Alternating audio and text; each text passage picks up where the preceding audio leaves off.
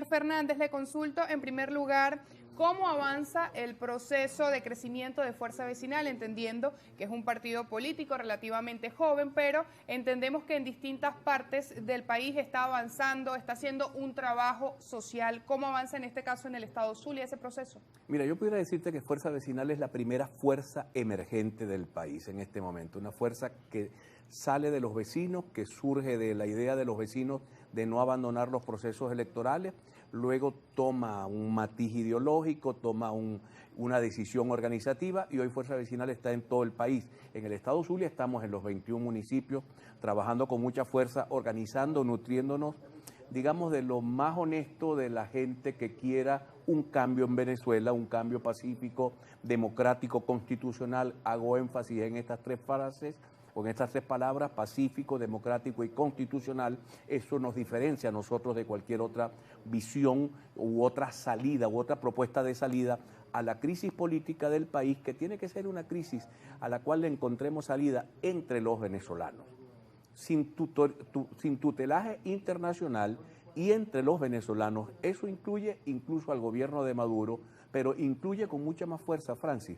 a la señora que me está viendo de Curiepe, que es de la VC, que vive en un ranchito, y al lado vive una señora de la oposición. Ambas son víctimas de la crisis y no pueden ser enemigas. Tienen que ser personas que trabajen para buscarle una salida también desde su ámbito de acción a la crisis nacional, porque la crisis nos abate a todos, por lo tanto todos tenemos que aportar en la solución de la misma. Y en medio de esa crisis que usted menciona y que sabe todos los ciudadanos están viviendo en nuestro país, ¿cómo Fuerza Vecinal se plantea el reto de la unidad dentro de la oposición? Porque es un reto que hemos estado conversando a lo largo de los últimos meses, quizás a lo largo de los últimos años, que ha sido uno de los fenómenos más complicados para afrontar por la dirigencia opositora venezolana. Mira, lo primero que yo pudiera decir de cara al país que nos ve por Globovisión es pedir perdón por el papelón que se ha dado en los últimos días, aunque nosotros no somos parte del papelón, pero somos la oposición y no nos gusta ver a la oposición viviendo esa experiencia prácticamente autodestructiva. Luego, nosotros hemos venido diciendo que el mecanismo es la primaria, una primaria abierta, donde participen todos los que deseen participar. No puede haber prueba de sangre a la entrada del laboratorio de la unidad, no puede haber prueba de sangre, no puede haber prueba racial que te diga tú puedes entrar o no. Todo el mundo puede participar y que sea el pueblo venezolano entonces quien decida quién debe ser su abanderado para las elecciones primarias. Unas elecciones primarias que, en mi opinión, el candidato debe tener tres características fundamentales. ¿Cuáles son esas características? A ver. Mira, tiene que poder ganar, o sea, tiene que parecerse a lo que el país quiere. Dos, tiene que poder cobrar. Voy a utilizar una palabra del presidente Petro. ¿Cómo quiere usted elecciones libres si está dando 15 millones de dólares a la cabeza por la cabeza de Maduro?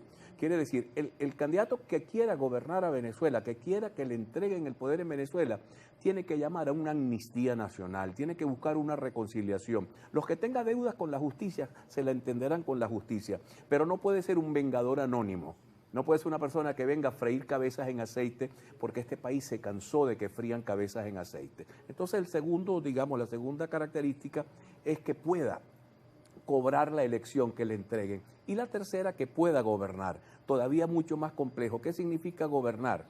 Que pueda entenderse con todos los factores, que pueda entenderse con la Fuerza Armada, que hoy dice ser chavista, madurista, que pueda entenderse con los sectores del propio PSUV para no generar ingobernabilidad. Que Venezuela no repite el ejemplo peruano, un país que puede tener un presidente cada 2 años y todo el tiempo tiene una convulsión social interna. Entonces, esas tres características, que pueda ganar, o sea, que se parezca a lo que el país quiere, que pueda cobrar, que entienda que la institución debe entregar el poder y debe ser el poder al mismo tiempo, y que pueda gobernar al país, o sea, hacer un plan de trabajo donde incluya a todos los venezolanos y que las medidas económicas, sociales, en todos, digamos, los ámbitos del poder público vayan a contribuir al mejoramiento de la vida de la gente. Si no es para eso, no tiene sentido.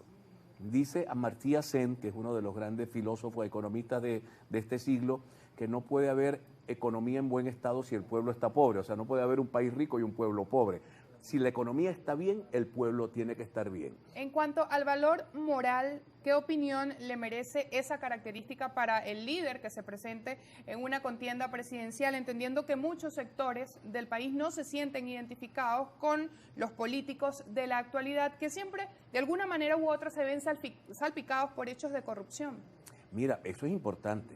Eso es importante. Me hace recordar una vieja frase de Américo Martín: manos limpias al poder. Yo creo que tienen que ser manos limpias al poder. Tú no puedes tener un candidato presidencial ni un presidente que tenga señalamientos de corrupción, o por lo menos que se le haya acusado por corrupción y se le haya castigado por corrupción. Eso no es posible en la Venezuela que queremos construir. En esta Venezuela de este momento